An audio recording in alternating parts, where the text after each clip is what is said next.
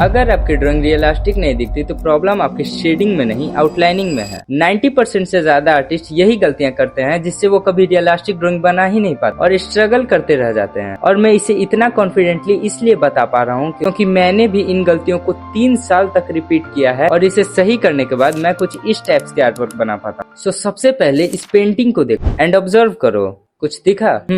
सही से देखा होगा तो पता चला होगा कि इसके आईज के प्रोपोर्शंस गलत हैं। सो ये सबसे बेस्ट एग्जांपल है कि कोई भी पेंटिंग को कितने भी अच्छे से कलर कर लो बट आउटलाइनिंग सही नहीं है तो पूरा पेंटिंग का कबाड़ा हो जाता है। हाँ तो उपाय बताइए ना भैया।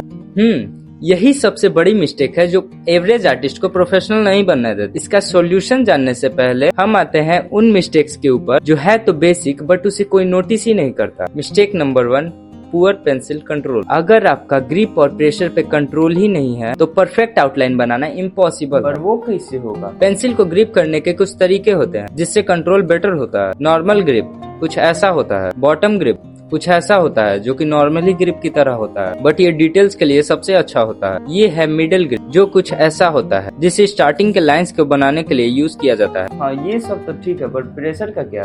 परफेक्ट आउटलाइन बनाने के लिए बहुत सारे रफ आउटलाइंस बनाने पड़ते हैं और अगर आप उन्हें डार्क प्रेशर से बनाओगे तो वो कलर करने लायक ही नहीं रहेगा। So always use light pressure. अब समझ में आया ड्राइंग काहे खराब हो जाता। चलो इसे अच्छे से इम्प्लीमेंट करने के लिए कुछ एक्सरसाइजेस। लाइंस की प्रैक्टिस बिना स्केल के। परफेक्ट सर्कल्स को बनाएंगे बिना हैंड को लिफ्ट किए। 7 दिन में फर्क दिखेगा। Second mistake, skipping shape foundation. बहुत से artist starting he curve line and detail से करते हैं बट सभी प्रोफेशनल आर्टिस्ट कुछ और करते हैं। जैसे कोई भी चीज बनाने से पहले बेस डिसाइड किया जाता है उसी तरह आर्टिस्ट हर एलिमेंट को बनाने के लिए बेसिक शेप्स का मदद लेते हैं जिससे आगे जाके डिटेल्स करना बेहद ही आसान हो जाता है। नाउ अब मैं बताने जा रहा हूँ वो सीक्रेट एक्सरसाइज जिससे मेरी आउटलाइन 10x स्पीड से इम्प्रूव हुई है। वो है फर्स्ट, रैंडम कर्व्स को बनाकर उसे सेम एज बनाना लाइक दिस। सेकंड, एक बॉक्स में कुछ लाइंस बनाना एंड उसे भी सेम एज यूजुअल बनाना लाइक दिस। ये 2 एक्सरसाइज डायरेक्ट आपके आईज को ट्रेन करते हैं एंड फ्री हैंड आउटलाइंस को परफेक्शन की ओर बढ़ाते हैं। अब हम कवर कर चुके हैं फर्स्ट,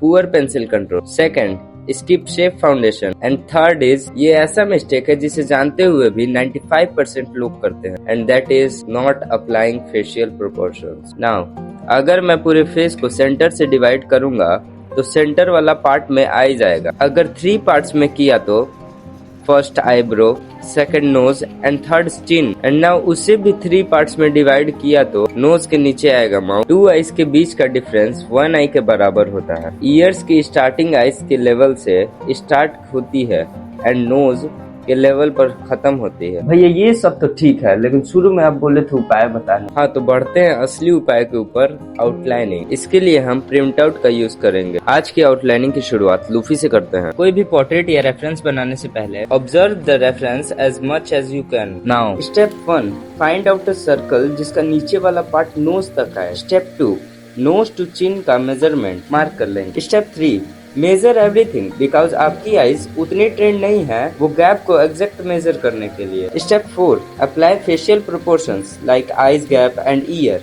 ये दोनों तो मैंडेटरी है। Step 5, basic lines, don't use curves. सभी बिगिनर आर्टिस्ट को मैं यही सजेस्ट करूंगा कि वो स्टार्टिंग के आउटलाइनिंग्स को बनाने के लिए प्रिंट आउट्स का हेल्प ले। नाउ चलते हैं अपने 6 स्टेप्स पे। Our last and final step 6, check placements, that's it. And right placement होने के बाद डिटेल्स कैसे दी जाती है अगले वीडियो में समझेंगे। इन लाइंस को कर्व्स में कैसे चेंज करा जाता है। नाउ अब मैंने जो भी मिस्टेक्स को बताया है उसे इम्प्लीमेंट करो एंड जैसे बताया है वैसे प्रैक्टिस करो। नेक्स्ट वीडियो में मिलते हैं फुल आउटलाइनिंग के साथ। तब तक के लिए स्टे ट्यून्ड विद क्रिएटिव।